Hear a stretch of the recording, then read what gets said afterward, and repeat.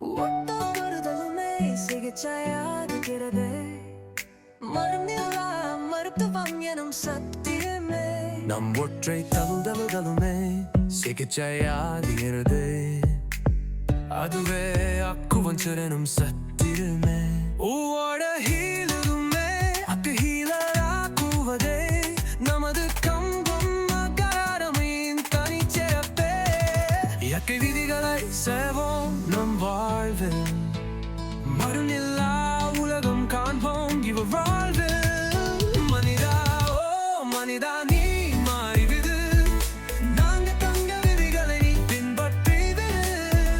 நீரும் நெருப்பும் நிலம் காற்றும் மரம் நம் அம்மை தினம் காக்கும். உலகில் உள்ள உயிர்கள் வாழ அக்கப்பும் சிற்றூரை எதற்கும். தும்மல் இருமல் காய்ச்சல் என யாவும் இவை நோய்கள் அல்ல. உடலின் சீராக்கல் இயக்கம் ஏனமாமும் தெரிய கொள்தானே. ஒளி தாங்கும் கற்கள் தானே மண் மீது சிலையாகும். வலி தாங்கும் உடல் தானே நிலையான சுகம் காணும். யாருக்கில்லை நோய் பிரிகள் மனதில் என்னென்ன குழப்பங்கள். நாடி அறிந்து சிகிச்சை அளித்தலால் யாவும் குணமாகும். மனிதா ஓ மனிதா நீ அறிந்து விடு. கழிவு தேங்காது உடலாயிருப்பதும் வெறும் வரமே. நம் தத்துவங்கள் வாசிப்போம் வானம் தாண்டிய யாசிப்போம்.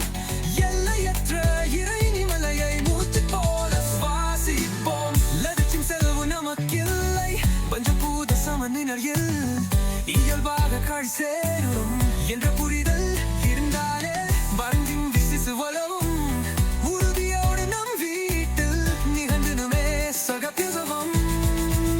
மனிதா ஓ மனிதா உனக்கானின் புரியலையார். இவை எல்லாம் மறுக்குடலில் பரிசாக தெரியலையா. நலமோடு நாம் வாழ இனியாவும் சார்ந்து இருமே. நோயில்லா சமுதாயம் நம் கண் முன்னே வளர்ந்து விடுமே. மனிதா ஓ மனிதா நீர் துப்பமிடு. மழையோ அல்லது வயலோ நீ அக்குத்த செய்து. பெருமை குமபம் உபயம் கவலை மகிழ்ச்சி துக்கம் எல்லாம் தோறா.